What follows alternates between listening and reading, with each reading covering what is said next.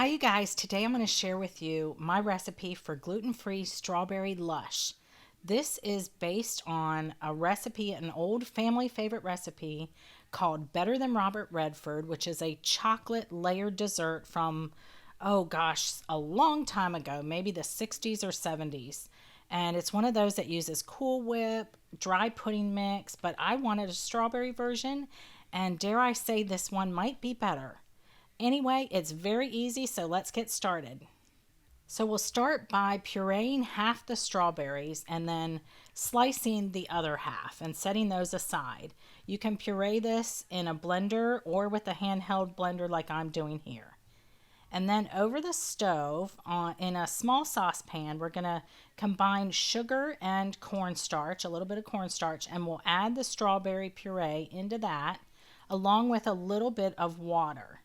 I'm not giving the amounts here because you will find all the amounts in the recipe, which is always linked in the description box below the video. If you are on mobile, you will find that by just tapping the down arrow. Very simple. So we get this boiling and we want to bring it to a pretty hard boil to where you see these like bubble burps that come up. That's the only way I can describe them. That's what you want. And once you get there, boil it for about 1 minute or so because that allows the cornstarch to actually activate. And then we'll just turn it off and add in our sliced strawberries and stir that around. And we need to let this cool. So meanwhile, we'll make our crust. And some all-purpose gluten-free flour, which is my flour blend. You can also use a store-bought blend.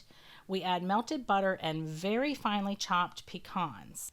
And then mix this until it's well combined. I'm just mixing it with a fork. It's just that simple. And this crust is so good, you guys.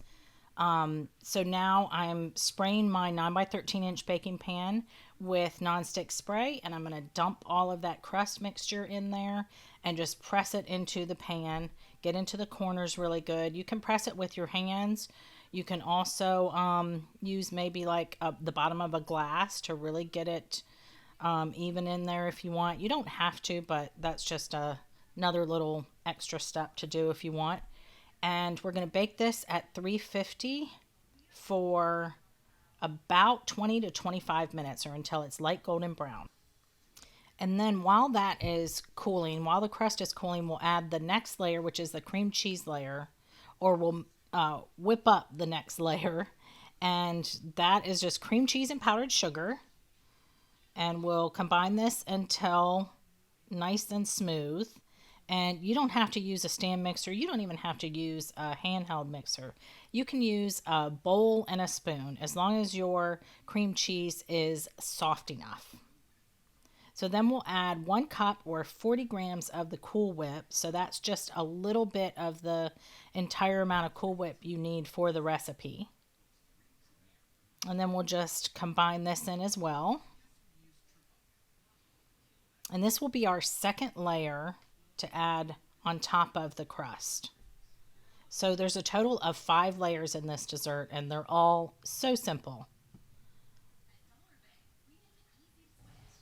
And I switched to an offset spatula to get it really nice and smooth and straight. And then we'll make the third layer, which is the vanilla pudding. And I'm just adding 2 packages of vanilla pudding to some milk in a large container. And then I'm just going to whisk that until it gets thickened. And this is really cold milk, straight from the fridge. You don't want to use room temperature milk because it won't work the same. You can also, this is vanilla, but you can also use cheesecake flavored pudding mix, and I bet white chocolate would also work really great for this particular application. And then we just pour the pudding over the top and smooth it out.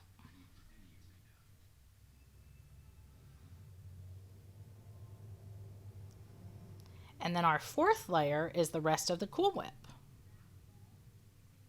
Now because the pudding has just set, it might be a little more difficult to spread the Cool Whip, so just take care that you keep those layers separate. And then the final layer, the fifth layer, is our strawberry mixture that we made earlier. I put mine in the freezer on a baking sheet just to get it nice and cool, because if you put it on top of the Cool Whip, then the Cool Whip is going to melt if it's hot. And that is it, you guys. It is such a simple dessert to make. You've got to make this gluten-free strawberry lush. It takes me back to my childhood. It might take you back to yours. It's just one of those old-fashioned desserts that's so simple to put together, but it always wows everybody. Everybody always wants the recipe. It's that kind of thing. It's got all the textures, all the flavors are there. Just delicious. So I hope you get a chance to make it maybe for Memorial Day. Enjoy.